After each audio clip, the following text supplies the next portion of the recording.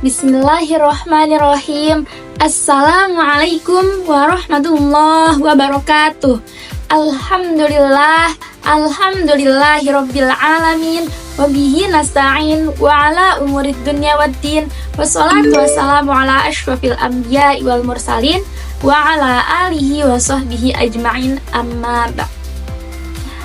Apa kabar teman-teman semua? Kembali lagi dengan saya Ratu Siti Fitria Kotrunada dari Prodi Ilmu Al-Quran dan Tafsir semester 3 Fakultas Agama Islam Universitas Ibnu Khaldun Bogor. Teman-teman, kita kembali lagi dalam channel YouTube saya, di mana saya selalu hadir dengan tema-tema yang sangat menarik. Pada kesempatan kali ini, saya akan membawakan tema yang berjudul Terjemah Kontroversial di dalam Al-Quran. Sebelum kita masuk ke materi pembahasan, mari kita pahami terlebih dahulu apa itu makna terjemah dan apa itu makna kontroversial. Sehingga nanti ketika masuk ke pembahasan, kita tahu nih benang merahnya, di mana si terjemah dan si kontroversial itu tuh apa sih gitu ya. Kalau yang selama ini teman-teman tahu, kontroversial itu apa sih? Kontroversial. Kira-kira apa? Ayo.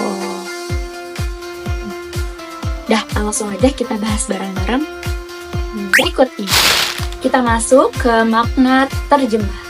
Terjemah menurut Kamus Besar Bahasa Indonesia adalah mengalihbahasakan satu bahasa ke bahasa yang lain.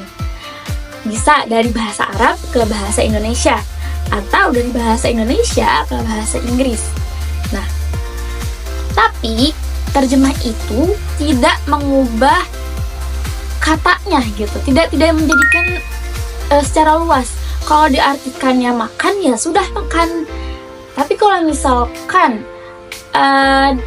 dia makan di dapur, asal katanya cuma makan doang, tapi diartikan secara luas jadi makan di dapur, itu udah gak masuk lagi ke konteks dari terjemah. Jadi terjemah itu ketika dikatakannya dalam bahasa Inggris makan, yang dimana dalam bahasa Inggris eat, yang dimana bahasa Indonesianya makan. Nah, jadi kalau misalkan kayak bahasa Inggrisnya eat, terus diartikan ke Indonesianya makan, ya udah sampai ini kalau itu tuh makan gitu kalau diterjemah ya.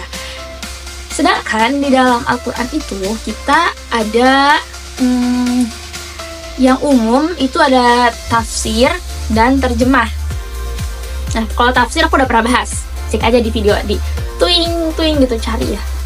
Nah, kalau tafsir itu dia memperjelas dari si kata itu, dia tuh memperjelas dari apa yang ada dalam konteks ayat tersebut.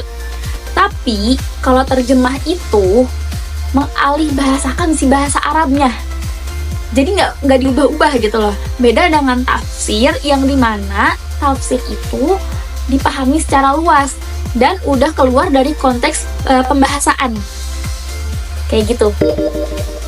Nah, kita masuk ke kontroversial. Nah, kontroversial menurut Kamus Besar Bahasa Indonesia adalah sesuatu yang menimbulkan perdebatan. Lalu, apa sih kontroversial ketika membahas terjemah Al-Quran? Jadi, kenapa ada kontroversial ketika kita membahas terjemah Al-Quran? Itu karena bahasa Arab kan bahasa yang memiliki sangat banyak kosakata ya. Sangat banyak kosakata bahasa Arab. Nah, orang-orang itu memiliki pandangannya dalam memahami si konteks bahasanya itu. Jadi menimbulkan sesuatu yang diperdebatkan. Nah, pada kesempatan kali ini aku nggak membahas secara luas tentang terjemah kontroversialnya, tapi aku akan membahas orang, tokoh yang menerjemahkan Al-Quran sehingga terjemahannya itu menjadi kontroversial. Menarik gak tuh? Kalian mungkin asing sama namanya, Maka dari itu, aku mau memperkenalkan terlebih dahulu biografi beliau agar kita lebih akrab ya, lebih kenal. Karena lebih kenal jadi lebih akrab ketika kita membahas tentang karya dari beliau dan pendapat-pendapat yang akhirnya menjadi ini tuh suatu kontroversi. Nah, sangat menarik nih tema pembahasan kali ini. Ayo kita simak biografi beliau. Tokoh Indonesia yang memiliki hasil karya menerjemahkan Al-Quran tetapi kontroversial adalah pria kelahiran Gorontalo tanggal 31 Juli tahun 1917.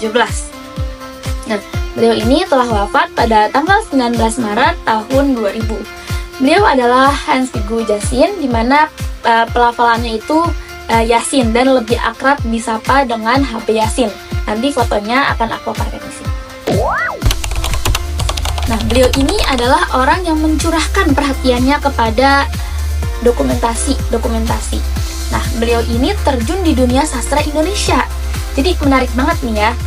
Beliau ini adalah seseorang yang lahir dari keluarga Islam yang taat.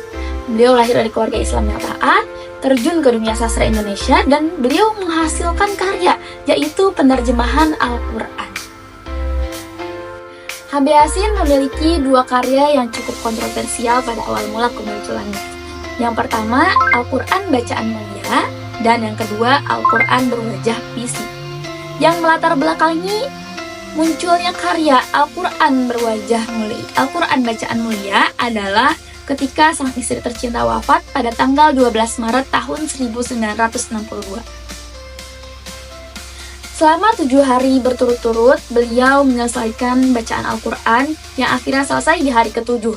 Pada hari ke-8, ketika rumah mulai sepi, beliau melanjutkan bacaan tersebut dan mulai mendalami makna yang terkandung dalam Al-Quran dengan mengambil buku terjemah dan meresapi makna-makna yang terkandung di dalamnya.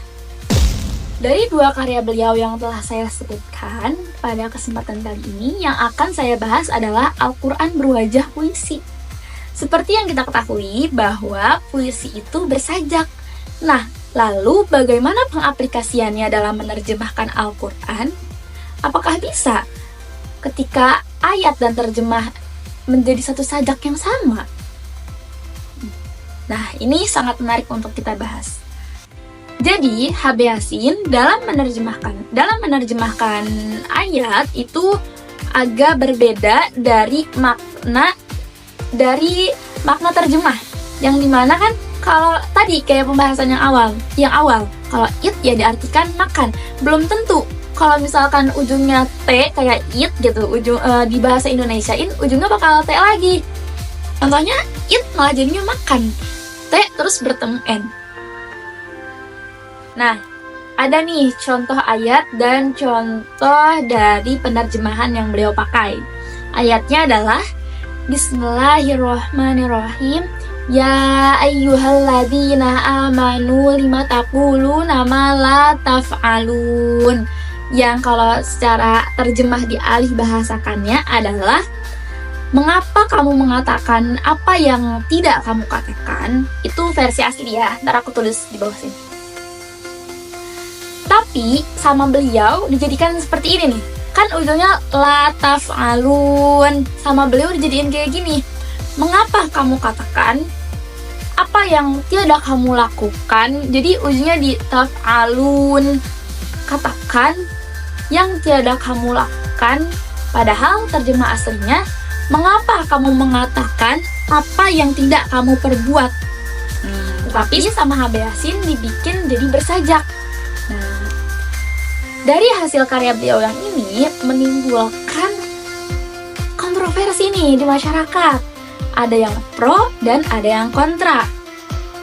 Pak Munawir Syadzali, Menteri Agama saat itu, dan Kiai Haji Hasan Basri selaku Ketua MUI pada masa itu menentang keras akan karya dari HB Yasin, di mana beliau berpendapat kalau yang dilakukan oleh HB Yasin adalah sesuatu yang mempermainkan Al-Quran.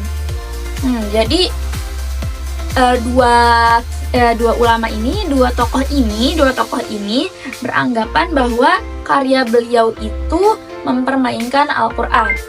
Kontroversi yang timbul dilatari oleh dua sebab. Yang pertama adalah H.B. Yasin, beliau tidak memahami bahasa Arab dan tidak memahami tafsir.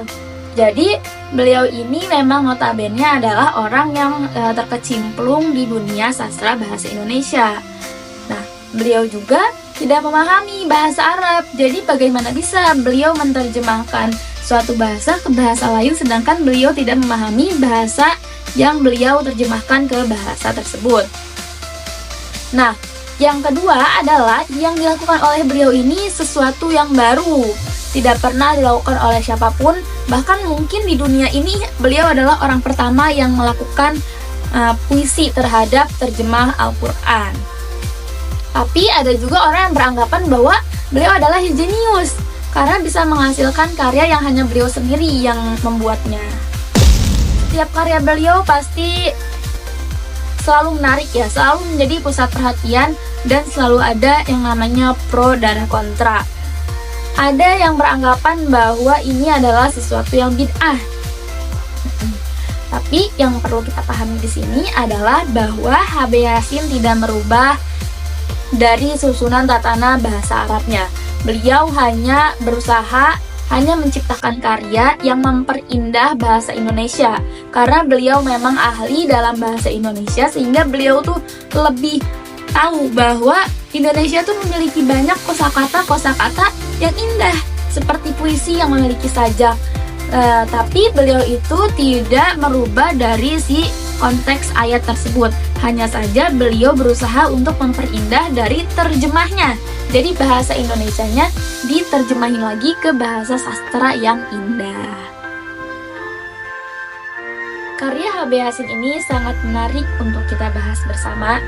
Nah, oleh sebab itu saya mengajak teman-teman untuk mendiskusikan bersama tentang pendapat kalian dari karya beliau Al-Quran Berwajah Puisi ini. Apakah ini sesuatu yang bid'ah atau ini sesuatu yang inovatif, dimana hanya beliau yang melakukan puisisasi ya terhadap terjemah dari Al-Quran itu.